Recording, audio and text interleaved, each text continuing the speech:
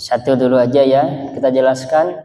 Ini hadis tentang bagaimana seorang hamba harus bertawakal kepada Allah Subhanahu wa taala. Kita ambil kisahnya di sini ya dari Abu Bakar ketika beliau ya sedang atau ketika Rasulullah SAW diperintahkan untuk berhijrah, orang yang satu-satunya orang yang menemani Rasulullah itu adalah Abu Bakar Siddiq. Beliau yang menemani Rasulullah. Di perjalanan Abu Bakar terkadang ke depan, ya di depan Rasulullah. Terkadang beliau berada di belakang Rasulullah. Maka ketika Rasulullah bertanya kepada Abu Bakar, apa yang kamu lakukan wahai Abu Bakar? Apa kata beliau? Ya kata Abu Bakar, sesungguhnya aku khawatir wahai Rasulullah, aku ke depan itu, aku khawatir nanti kalau ada anak panah ya yang mengenaimu, maka aku siap untuk menjadi tameng buat kamu. Ketika aku di belakang, kata Rasulullah, saya khawatir nanti akan ada tombak, nanti akan ada anak panah, kata beliau. Jadi aku dulu saja yang kena anak panah tersebut. Begitu saking cintanya Abu Bakar kepada Rasulullah Shallallahu Alaihi Wasallam. Nah, kisah ini terjadi ketika Rasulullah berhijrah, Bapak Ibu, ya pada tahun ke-13 dari kenabian beliau Shallallahu Alaihi Wasallam. Ya. Jadi dalam kisah ini ada dalil yang menunjukkan kesempurnaan tawakal Nabi Shallallahu Alaihi Wasallam kepada Tuhannya. Buktinya apa? Abu Bakar saja takut ketika Rasulullah dan Abu Bakar melihat orang-orang yang disewa oleh kafir Quraisy ini untuk membunuh Rasulullah. Barang siapa yang bisa menangkap Nabi Muhammad atau membunuh dia, maka akan diberikan hadiah 100 ekor unta. Jadi orang-orang berlomba untuk memburu Rasulullah. Sehingga pada saat itu Rasulullah dan Abu Bakar As-Siddiq bersembunyi di gua. Gua apa namanya? Di gua Sur.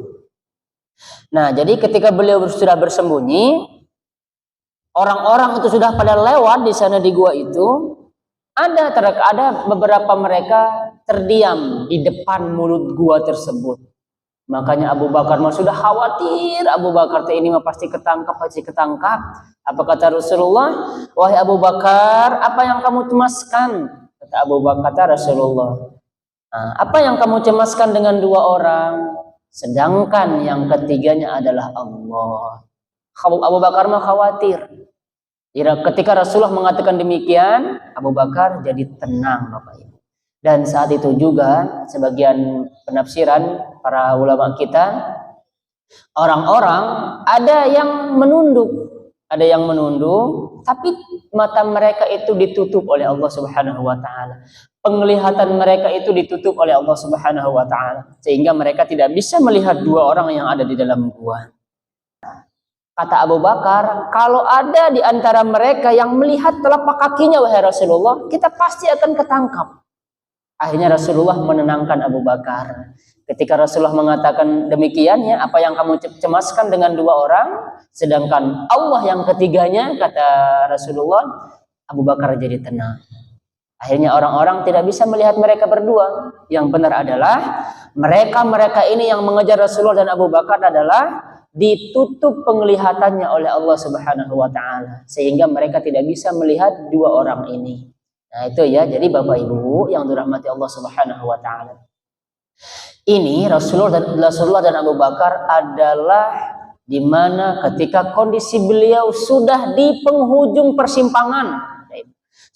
Sudah mentok, tidak ada jalan lagi. Tapi apa buktinya?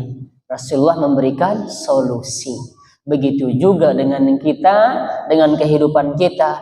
Kalau kita sudah merasa mentok, sudah tidak ada lagi ya yang kita lakukan, kita sudah berusaha semaksimal mungkin, tetapi jalannya sudah buntu, jangan khawatir Bapak Ibu, karena Allah senantiasa akan memberikan solusi bagi apa yang kita hadapi saat ini juga.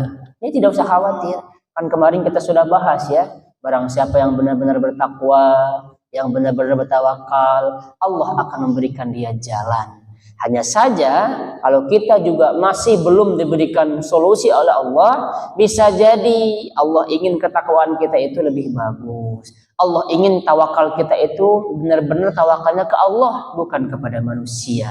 Sekali lagi, masalah akan berbanding lurus dengan solusi. Kalau sudah mentok, pasti ada solusi dari Allah Subhanahu wa taala. Itu dia ya, mudah-mudahan dapat dipahami. Silahkan hadis ke-9. Nah, gitu Pak Ibu ya. Ini mah yakin Ibu sudah hafal semua. Coba. Bismillahirrahmanirrahim. 'ala Allah, la haula wala quwwata illa billah. Sekarang pertanyaannya, Ibu kalau keluar rumah baca ini apa tidak? Alhamdulillah. Nah, inilah dia Bapak Ibu. Kalau kita keluar rumah kata Rasulullah, buka pintu itu keluar rumah lalu kemudian kita baca Bismillahirrahmanirrahim 'ala Allah, la haula wala quwwata illa billah. Apa kata Rasulullah? Kita akan diberikan petunjuk oleh Allah. Kita akan dicukupkan hatinya oleh Allah. Nah, sederhana Bapak Ibu ya, Masya Allah luar biasa. Kita akan dijaga dari setan-setan yang ingin menggoda kita. Bahkan dalam sebuah riwayat, setan itu mengatakan kepada teman-teman setannya, aduh bagaimana kalian menggoda umat Muhammad ini? Sedangkan dia sudah membaca doa ini, bagaimana kalian bisa menggodanya? Dia sudah dijaga oleh Allah Subhanahu wa taala. Nah, sederhana ya Bapak Ibu doanya kita sudah hafal, dan mudah-mudahan ini setiap kita keluar dari rumah kita baca Bismillahirrahmanirrahim 'ala Allah, la haula wala quwwata illa billah. Sampai sana Bapak Ibu ya. Sampai sana ya. La haula wala quwwata illa billah. Jadi oleh karenanya sekarang kita sudah tahu hadisnya, tinggal kita amalkan, praktekkan dalam kehidupan kita sehari-hari. Tidak hanya ibu saja, tidak hanya bapak saja, anak-anak kita juga kalau mereka keluar mau berangkat ke sekolah, suruh dia baca doa ini. Paham ya Pak Ibu ya? Oke. Lanjut Ibu Oom, silakan hadis terakhir. Baik Bapak Ibu, ini jadi pelajaran bagi kita yang mempunyai saudara, yang mempunyai keluarga. Ini ada dua orang zaman Rasulullah Shallallahu Alaihi Wasallam. Salah satu dari keduanya ini dia rajin sekali untuk bersama Rasulullah Shallallahu Alaihi Wasallam untuk belajar. Ya, dua saudara, yang satunya dia rajin untuk ilmu, yang satunya lagi dia rajin cari duit. Akhirnya saudara yang satunya ini ngeluh, ya Rasulullah, kok dia ngaji aja, hadiri majelis taklim saja, sedangkan saya selalu bekerja wahai Rasulullah, saya selalu membiayai dia. Apa kata Rasulullah? Boleh jadi karena saudaramu yang ngaji itu, saudaramu yang menghadiri majelis taklim itu membuat rezeki kamu semakin lancar. Jadi itu dia sebenarnya Pak Ibu. Jadi kita nggak usah mengeluh lah. Apalagi yang sebenarnya kita jangan terlalu berharap kepada manusia, walaupun itu saudara kandung. Yang satu misalkan kakak kita kaya, yang satunya lagi dia miskin. Nah, yang miskin ini jangan berharap kepada kakaknya yang kaya. Kalau selalu berharap, dia akan jadi kecewa, sehingga silaturahim mereka itu akan terputuskan. Sebab apa? Bisa jadi si kaya tidak menolong si miskin, sehingga si miskin ini kecewa sama yang kaya. Jadi saran saya kepada ibu bapak, walaupun saudara-saudara ibu kaya, jangan berharap kepada mereka. Udah kita seadanya saja dari suami, dari kita sendiri. Kalau dikasih, terima, ya. Nah, cukuplah Allah sebagai penolong kita. Sekarang kita akan membahas tentang istiqomah. Silahkan dibaca hadisnya. Hadis riwayat Muslim. HR itu Bapak Ibu hadis riwayat. RA radhiyallahu anhu. SAW apa SAW? Sallallahu alaihi wasallam. Jadi menurut saya mah jauh nggak usah disingkat lah. Masa Nabi Muhammad SAW, Rasulullah SAW. Jadi Rasulullah tulis aja Sallallahu Alaihi Wasallam. Ibu kalau misalkan tulis Sallallahu Alaihi Wasallam, ibu dapat pahala. Kalau SAW apa SAW? SAW mah kan nggak ada ininya, nggak ada maknanya itu teh. Nah, atau SWT, kan apa SWT? Subhanahu wa ta'ala. Aduh, udah tulis aja langsung Subhanahu wa ta'ala, bukan SWT, bukan SAW, bukan RA, tulis aja radhiyallahu anhu. Begitu ya. Nah, ini ada seorang laki-laki yang bertanya kepada Rasulullah sallallahu alaihi wasallam agar dia diberikan sebuah amalan tentang ucapan lah, kata dia. Di mana ucapan ini tidak akan saya ucapkan untuk pertama kalinya kecuali kepada engkau wahai Rasulullah, katanya. Maka Rasulullah mengajarkan dia untuk mengucapkan aku beriman kepada Allah. Lalu beristiqomahlah, kata Rasulullah. Kalimat ini aku beriman kepada Allah saja sudah luar biasa Bapak Ibu. Kita sudah bahas juga pada hadis Arba'in Nawawi. Lalu kemudian kalau kita bahas tentang istiqomah ini, Masya Allah, siapa yang bisa istiqomah pada zaman fitnah ini? Siapa yang bisa istiqomah? Susah Bapak Ibu. Mau ustadz, mau apa, mau habib, repot, susah istiqomah, benar-benar istiqomah. Oleh karenanya sebagian para ulama mengatakan ketika kita istiqomah di zaman fitnah, maka itulah dia sebenar-benarnya karomah. Sekali lagi ya. Jadi kalau ada orang yang benar-benar istiqomah di zaman fitnah ini, istiqomah di atas kebenaran, istiqomah menjauhkan diri dari kemaksiatan, maka itulah sebenarnya orang-orang yang mendapatkan karomah. Karomah itu saya sudah jelaskan ya ke Bapak Ibu semua. Karomah itu bukan orang yang bisa terbang, bukan. Karomah itu bukan orang yang bisa berjalan di atas air. Karomah itu bukan orang yang kebal, bukan. Kalau orang kebal mah itu bisa jadi ilmu setan, ya.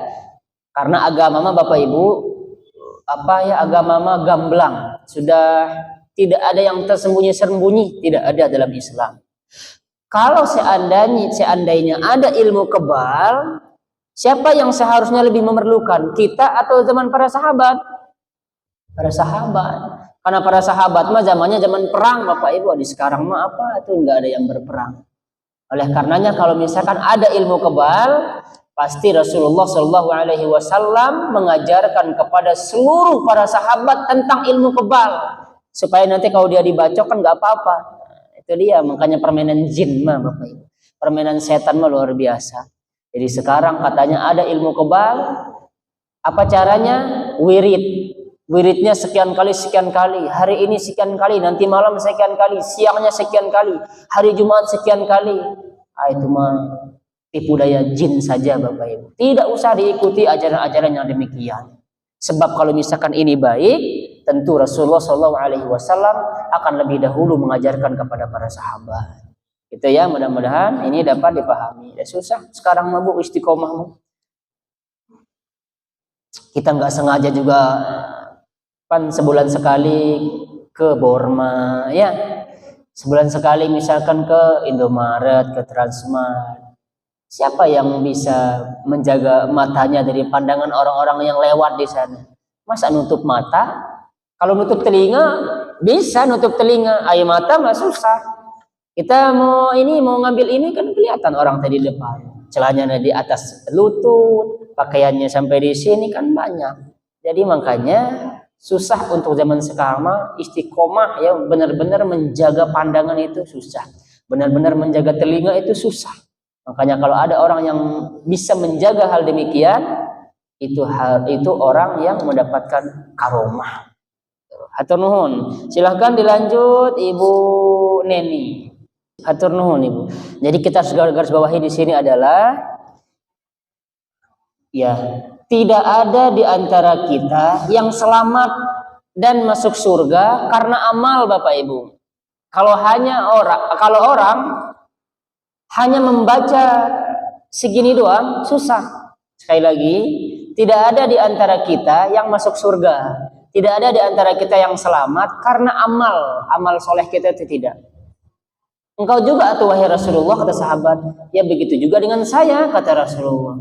Lalu kemudian disebutkan bahwa hanya saja, kata Rasulullah, Allah meliputi dan melimpahkan kepadaku dengan rahmat dan karunia-Nya.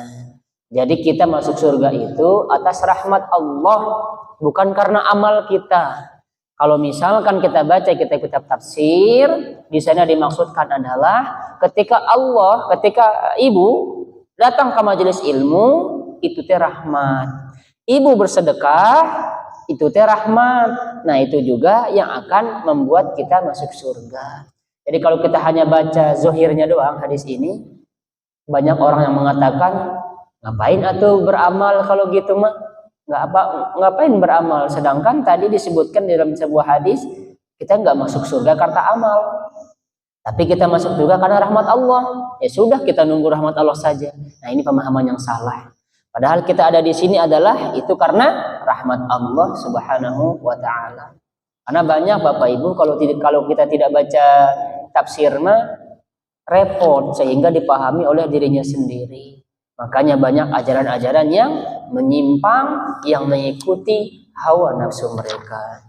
Kita lanjut sekarang pembahasan pada bab 9, yaitu memikirkan kekuasaan Allah. Silakan Bu Imas dibaca hadisnya. Luar biasa ini Bapak Ibu. Tapi di sini yang dimaksudkan adalah amal-amal soleh itu yang dimaksudkan adalah ketika dilakukan dengan ikhlas. Niatnya dengan ikhlas dan sesuai dengan tuntunan Rasulullah Shallallahu Alaihi Wasallam. Ini juga dulu awal-awal kita sudah bahas. Orang terkadang niatnya ikhlas, tapi caranya salah, Bapak Ibu. Ibu misalkan sekarang sholat zuhur ikhlas ya, sholat asar lah sekarang sebentar lagi kita sholat asar. Ibu ikhlas apa tidak? Ikhlas ya. Tapi kalau misalkan sholat asarnya itu kita lakukan 5 rakaat, itu bagus tidak? Itu dia, makanya bukan hanya ikhlasnya doang, tapi harus sesuai tuntunan. Nah, itu dia, niat kita mah ikhlas, tapi caranya yang salah. Ada juga caranya yang benar, tapi niatnya tidak ikhlas. Sama kita kasih contoh tadi tentang sholat. Orang sholat caranya mah benar, sholat alhamdulillah, dia melakukan yang rukun, semua pokoknya syarat yang rukun dia terpenuhi dalam sholatnya. Tetapi niatnya karena ingin dilihat, semuanya tertolak Bapak Ibu. Jadi segala sesuatu yang kita lakukan dengan niat tidak ikhlas akan ditolak. Sesuatu yang kita kerjakan itu baik, tapi niat kita tidak benar-benar karena Allah, semuanya akan ditolak. Di zaman fitnah ini yang harus kita jaga adalah syahwat. Syahwat kita ya terutama fitnah zina Bapak Ibu. Terutama anak-anak muda kita sekarang Masya Allah luar biasa ya anak-anak muda sekarang. Kita mungkin zaman generasi muda kita juga dulu mungkin sama. Dan sekarang itu lebih dikemas dengan sedemikian rupa sehingga tidak terlihat ini teh zina. Apa contohnya? Kelulusan misalnya Bapak Ibu ya. Orang-orang kelulusan. Jadi kalau kelulusan ini anak-anak ada acara karaoke. Karaoke-nya di mana? Di tempat tertutup, bagus karaoke-nya, di sana ada minuman, katanya boleh pesan minuman, boleh pesan apa. Tapi di dalam ruangan tersebut berkumpul-kumpul antara laki-laki dan perempuan, remaja. Bayangin anak-anak SMA dan sederajat coba. Mereka kan sudah balik. Jadi itu teh zina yang dibungkus dengan sedemikian rupa sehingga itu dijadikan hal yang biasa. Inilah fitnah zaman sekarang. Oleh karenanya ibu yang ada anaknya remaja, tolong dijaga baik-baik, diberikan pemahaman tentang bagaimana efek daripada zina tersebut, bagaimana dampak negatif daripada zina. Dan sekarang mah memang dianggap biasa saja sekarang. Sampai-sampai sekarang mah seakan-akan sudah dihalalkan zina teh di mana-mana, Bapak Ibu. Kita berlindung dari hal-hal yang demikian. Silakan lanjut hadisnya, siapa Ibu Linda. Hadis kedua. Kira-kira kita bisa nggak seperti ini? Nggak bisa ya. Saya pribadi juga yakin nggak bakal bisa, Bapak Ibu. Yakin nggak bisa. Gimana kata Rasulullah? Ya, beliau udah selesai salam, ketika sholat itu sudah selesai sholat, beliau terburu-buru langsung, beliau buru-buru langsung keluar dari barisan, masuk langsung ke rumah. Apa kata beliau? Ada sepotong emas di kamar, kata beliau, dan saya tidak mau itu tuh menggangguku, kata Rasulullah. Mengganggu beliau ketika sedang sholat, artinya mungkin beliau teringat dengan sepotong emas tersebut, sehingga saat itu juga langsung disedekahkan, Bapak. Sedekahkan. Kita sekarang misalnya punya uang 100 juta. Allahu Akbar. Baru ini, Ibu baru ditransfer uang 100 juta. Kira-kira ketika Ibu takbir, teringat apa tidak? Teringat pasti. Allahu Akbar. 100 juta, 100 juta, 100 juta di otak kita. Kira-kira kalau saat itu Ibu ingat 100 juta, lalu kemudian Ibu selesai melaksanakan sholat, berani tidak 100 jutanya diberikan kepada orang? Enggak mau kitanya. Saya juga besar kemungkinan enggak bakal mau. 100 juta atau Bu banyak. Rasulullah mah sepotong emas, Ibu. Dan susah ya di zaman sekarang mah. Kita mah zaman fitnah ini sibuknya menimbun harta, dan memang tidak bisa dipungkiri. Bahkan imannya para sahabiyah, para hadirin yang dirahmati Allah Subhanahu wa taala. Ketika Rasulullah selesai berkhutbah, lalu kemudian beliau memerintahkan para wanita untuk bersedekah. Akhirnya mereka langsung mengeluarkan perhiasan-perhiasan mereka itu langsung dilemparkan kepada bajunya Bilal. Ini menunjukkan apa? Mereka ingin segera melakukan amal-amal baik itu, Bapak Ibu, harus disegerakan, jangan ditunda-tunda. Kalau sudah ditunda-tunda, berarti kita sudah terhasut oleh setan. Itu intinya. Luar biasa ya hadis ini. Itu benar-benar tawakalnya orang mah, Bapak Ibu. Benar-benar bertakwanya mah. Aida kita mah kan namanya juga, oh kamu bertakwa apa tidak? Alhamdulillah bertakwa. Kamu Islam apa tidak? Alhamdulillah saya Islam. Kalau kita teringat dengan harta ketika kita sholat, ternyata faktanya kita tidak mau mensedekahkan harta yang ada di pikiran kita tersebut di waktu sholat. Bayangkannya Rasulullah, makanya beliau termasuk panutan yang istimewa, luar biasa beliau ya. Masya Allah, mudah-mudahan kita bisa meneladani beliau. Minimal Bapak Ibu kita bisa melakukan sunnah-sunnah yang diajarkan Rasulullah kepada kita. Lanjut Ibu Ii silakan. Masya Allah, luar biasa Bapak Ibu. Seorang laki-laki yang bertanya, ya Rasulullah, wahai Muhammad, tempatku di mana? Katanya, kalau aku berperang, kalau aku mati di medan perang ini, saya berada di mana? Di surga, kata Rasulullah. Dia lagi makan kurma itu teh, masih ada kurmanya, saya digigit langsung, tinggal bijinya dia langsung buang kurmanya. Akhirnya dia berperang, lalu kemudian dia terbunuh. Ini menunjukkan apa kira-kira hadis ini? Dalil menunjukkan bahwa kegigihan para sahabat dan tidak menunda-nunda waktu untuk melakukan perbuatan baik. Tidak menunda-nunda waktu untuk melakukan amal soleh.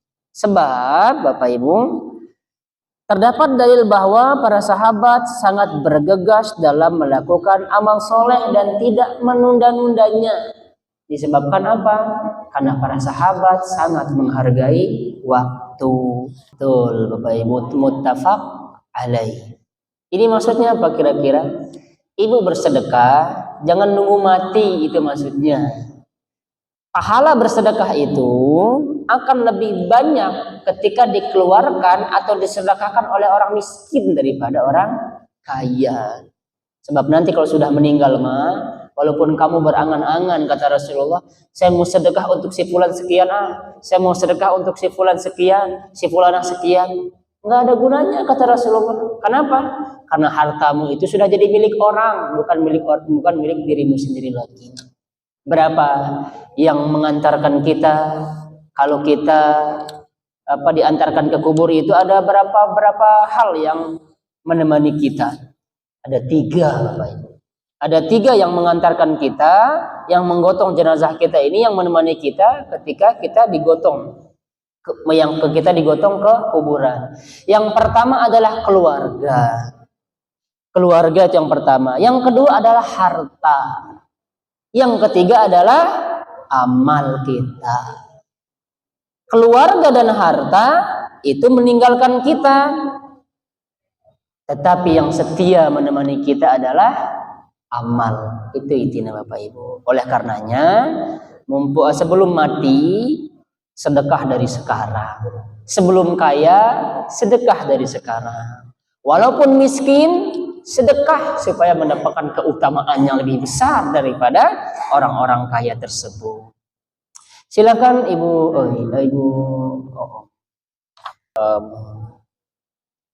Tadinya mah, kenapa orang-orang mau menerima pedang yang dipegang oleh Rasulullah? Mereka mungkin mengiranya bahwa pedang tersebut tidak harus dipenuhi haknya. Padahal maksud Rasulullah adalah ketika ada orang yang mau pedang ini, silahkan penuhi haknya. Maksudnya apa? Memerangi orang kafir, betul. Maka ketika Rasulullah mengatakan penuhilah hak pedang ini, kata Rasulullah. Akhirnya yang tadi ngacungin tangan sudah mundur satu orang yang bersedia, sehingga dia menebas leher orang-orang ketika berperang. Itu luar biasa Bapak Ibu. Kenapa? Mereka sudah yakin akan menerima balasan yang baik di sisi Allah Subhanahu wa taala. Itulah bedanya iman kita dengan iman orang-orang terdahulu. Iman para salafus soleh Bapak Ibu. Itu karena makanya kita walaupun sekarang juga sering ngaji, belum tentu iman kita seperti mereka. Dan memang mungkin tidak bisa. Buktinya apa? Kita masalah dunia saja, Masya Allah, kita lebih banyak meluangkan waktu untuk dunia daripada untuk akhirat. Ini sudah jelas ya, kita jadi beda tingkat keimanan kita. Termasuk Ibnu Mas'ud saja Bapak Ibu. Ibnu Mas'ud itu orangnya sangat kecil, pendek, terus kurus. Ibnu Mas'ud, ya Rasulullah, maukah aku ambilkan engkau siwak? Oh iya. Lalu Ibnu Mas'ud naik ke pohon untuk mengambilkan siwak untuk Rasulullah gitu. Akhirnya Bapak Ibu, ketika Ibnu Mas'ud naik, kan pohon teh begini ya, sama angin itu angin. Akhirnya Ibnu Mas'ud ikut. Para sahabat ngetawain Ibnu Mas'ud. Kenapa? Pertama, melihat betisnya Ibnu Mas'ud yang tersingkap oleh angin. Kecil Ibnu Mas'ud, kurus. Apa yang kalian ketawakan, kata Rasulullah. Lihat wahai Rasulullah, coba Ibnu Mas'ud melilit pisan gitu. Kakinya kurus. Apa kata Rasulullah? Jika kalian timbang betisnya Ibnu Mas'ud dengan gunung Uhud, maka lebih berat betisnya Ibnu Mas'ud daripada gunung Uhud, kata Rasulullah. Apa? Disebabkan oleh apa? Keimanannya. Yang pertama ya, ketika dakwah itu tentang Quran, Ibnu Mas'ud yang pertama yang mengeraskan suara ketika baca Quran. Langsung ditonjok oleh orang kafir Quraisy. Benyok langsung Ibnu Mas'ud udahlah kecilnya, langsung berani membaca Al-Quran dengan suara yang lantang. Akhirnya Ibnu Mas'ud babak belur Bapak Ibu. Tapi apakah dia kapok? Enggak kapok. Itulah keimanannya Ibnu Mas'ud. Belum lagi Abu Bakar. Waduh, dibandingkan Imam Abu Bakar dengan iman kalian semua, kata Rasulullah, maka tetap imannya Abu Bakar lebih berat daripada kalian semua. Oleh karenanya ya, Abu Bakar tidak pernah kalah dalam kebaikan dibandingkan oleh sahabat-sahabat yang lain. Utsman ingin mengalahkan Abu Bakar dalam sedekah. Umar bin Khattab juga ingin mengalahkan Abu Bakar dalam bersedekah waktu berperang itu. Utsman berapa ya Rasulullah, kata Umar? Oh sekian, sepertiga aja. Kalau begitu ya Rasulullah, saya mau setengah bersaing dalam kebaikan. Makanya mereka tidak menunda-nunda. Saya mau setengah harta saya Rasulullah. Langsung Abu Bakar datang dari belakang. Ya Rasulullah, tadi Utsman berapa? Sekian. Umar berapa? Sekian. Saya wahai Rasulullah, semua hartaku aku infakkan untuk agama Islam, untuk agamamu ini. Coba. Apa yang kamu tinggalkan untuk keluargamu? Kata Rasulullah. Cukuplah Allah dan Rasulnya. Makanya Abu Bakar Rasulullah mengatakan, barang siapa yang menyakiti Abu Bakar, dia telah menyakitiku. Saking luar biasanya Abu Bakar, Bapak Ibu ya. Hatur nuhun. Silahkan kita lanjutkan. Hadis ke-6. Masih ada waktu ya? Masih. Satu lagi Bapak Ibu. Udah, ini kita tanya jawab. Nah, ini karena ada seorang sahabat yang mengadu tentang kekejaman seorang raja. Apa kata Rasulullah? Sabar. Sebab ya, akan ada yang lebih buruk daripada si raja ini. Bahkan lebih buruk. Apalagi kalau misalkan kita kaitkan dengan Indonesia.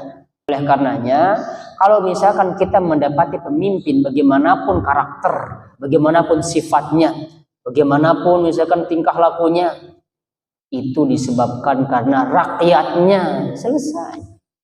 Karena rakyat. Pemimpinnya A, tentu rakyatnya itu yang A, kebanyakan gitu. Pemimpinnya misalkan tidak baik, itu disebabkan karena mayoritas rakyatnya tidak baik. Kalau misalkan pemimpinnya baik, itu disebabkan karena rakyatnya yang baik. Oleh karenanya, bagaimana cara kita untuk mendapati pemimpin yang baik? Kita harus mulai dari diri sendiri, dari keluarga kecil, lalu menyebar ke RT, lalu se-RW, lalu sekelurahan, lalu sekecamatan, gitu ya Bu ya. Itu luar biasa nanti. Jadi di kita Masya Allah ngadunya luar biasa. Oh Jokowi itu begini. Prabowo begini. Ya nggak usah. Itu disebabkan karena apa? Kita yang sebagai rakyat yang bodoh. Kita sebagai rakyat yang belum benar. Lihat atuh di pinggir jalan, fakta nama. Fakta di pinggir jalannya, lampu merah, nerobos lampu merah. Ketika ditilang, kamu nggak lihat itu lampu apa? Iya tahu Pak, lampu merah. Kenapa kamu nerobos? Saya nggak lihat Bapak, nggak lihat polisi. Kalau nggak lihat polisi mah langsung nerobos. Coba kalau lihat polisi, dia nggak berani nerobos lampu merah. Apakah ini yang dimaksud dengan warga yang baik, masyarakat yang baik? Tidak, makanya pemimpinnya juga begitu. Nah itu dia jadinya ya. Oleh karenanya kalau menginginkan pemimpin yang baik, mulai dari diri sendiri. Mulai dari apa? Dari tingkat RT dulu. Kalau RT-nya baik mah pasti itu teh masyarakatnya baik. Oh tapi kan saya mah baik. Misal ibu teh baik, iya 2 orang dibandingkan 100 orang. 100 orang dibandingkan dengan 2 orang, yang mana yang menang? Secara voting pasti kan yang 100 orang yang menang. 2 orang itu nilainya mah 0, sekian persen. Nah, makanya yang milih sekarang yang jadi ini adalah itu disebabkan karena masyarakatnya. Baiknya pemimpin tergantung baiknya masyarakatnya. Buruknya pemimpin itu karena buruknya masyarakatnya. Selesai. Kenapa Bapak Ibu? Ada nggak kira-kira yang mimpin serigala itu adalah tikus? Yang mimpin serigala adalah tikus? Nggak mungkin. Pasti yang mimpin serigala adalah serigala. Ada nggak yang mimpin tikus adalah serigala? Nggak mungkin. Yang mimpin tikus itu adalah pasti di kalangan tikus. Jadi sekarang yang mimpin kita itu baik, berarti masyarakatnya baik. Yang mimpinnya tidak baik, berarti kita yang tidak baik. Nggak usah nyalain pemimpin. Oh mau demo-demo, ngerusak gerbang yang tadi sudah baik, akhirnya butuh biaya lagi sekian juta, bangun lagi gerbang. Disebabkan siapa? Ya kita yang demo-demo. Sunnah yang hilang teh. Dan kita berdiri di samping, jangan berdiri di atas kubur. Sekarang Masya Allah duduk di atas kubur selfie. Bawa bunga, beli air. Itu kira-kira fungsinya apa itu air Bapak Ibu?